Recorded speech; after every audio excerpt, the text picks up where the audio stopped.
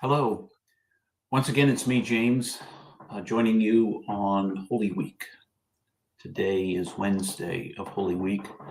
Here I am, it's rainy and heavy, and it seems right as we move closer to the crucifixion on Good Friday that it feel a bit heavy and that it be a bit stormy. So as we gather here today, we've been doing for each day of the week a piece of Lectio Divina.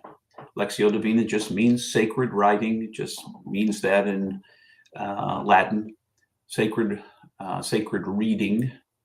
And so we will listen together to a piece of a text from Matthew, and then you'll have the opportunity to listen in your mind as we are listening together for where the Spirit might be leading you. Is there an image or a word or a thought that arises in you that may very well be God speaking to you in this moment? So we will listen together to this this passage from Matthew, and Matthew 26 to be exact, verses 14 through 16. If you want to come back to it later on, but we'll listen. I'll give you a brief pause. You can always stop the video at that point, so you can do your own pondering and image making as you see fit. But after a brief pause, I will speak what I heard from the text. It's a short text today, so we will speak that into being. So here we go. Then one of the 12, who was called Judas Iscariot, went to the chief priests and said, "What will you give me if I turn Jesus over to you?" They paid him 30 pieces of silver. From that time on, he was looking for an opportunity to turn him in.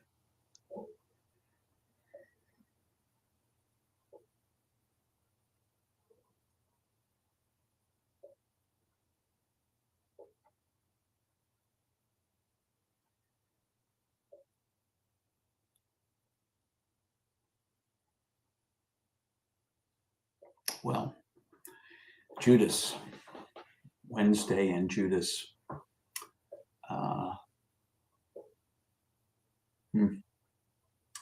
Well, the image that arose for me and the thought that comes to me, even now as I have listened to this text, it's really easy for me to just see this as another text of blame. Oh, look, there's Judas. Judas is the betrayer, bad guy, bad guy.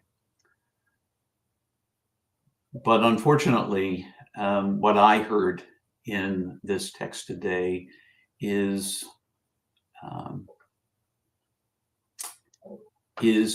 the cost to give up what you believe in. The cost for Judas, it was 30 pieces of silver.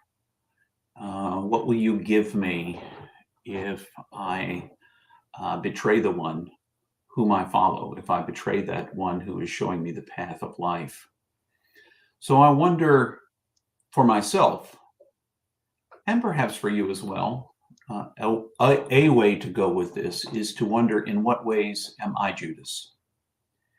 In what ways do I play the part of a willingness to let go of what I believe for some gain, a bigger salary, more being more widely known,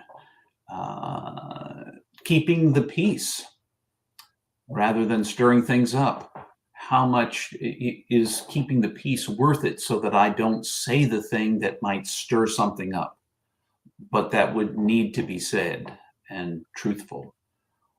What price do I put on following Jesus? I think back on the history of the church at all of this is rising for me. I think about how in the 4th century, the church ended up allying itself with empire.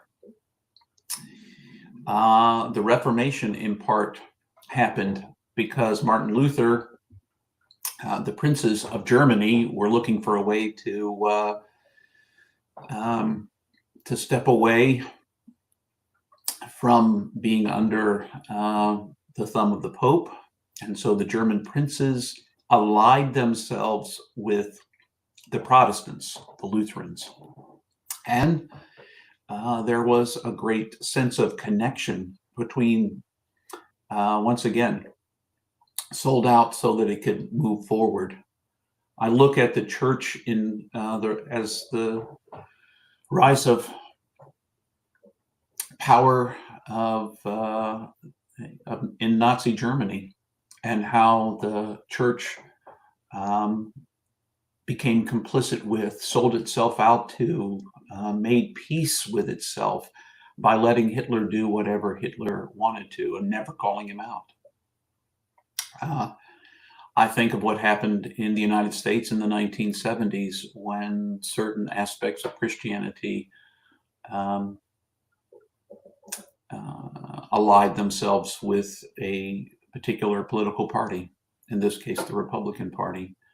And I think that any time that that begins to happen, we sell a little bit out on maybe who we are, who we're called to be, doing the hard work. So I guess the question for me is, what is my price? What does it take for me to remain silent when I should speak up? To not say the hard things, or to not say the easy things, to go along, whatever that going along looks like.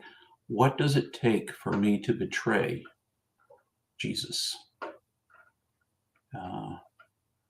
In what way is Judas a type for me? Well, that was a heavy reflection here today on Wednesday. But maybe you heard something else different. As always, we encourage you to use the comments on our Facebook page, or to use the comments on our YouTube channel to add any thoughts that you might have. If you want to share what word you heard when you listened, I encourage you to do that. That would be great. Otherwise, thanks for joining me. Remember, even if you are willing to betray Jesus, that you are infinitely precious and unconditionally loved for the gift you already are. Even if you've already betrayed Jesus, you are that, a gift. So until tomorrow, I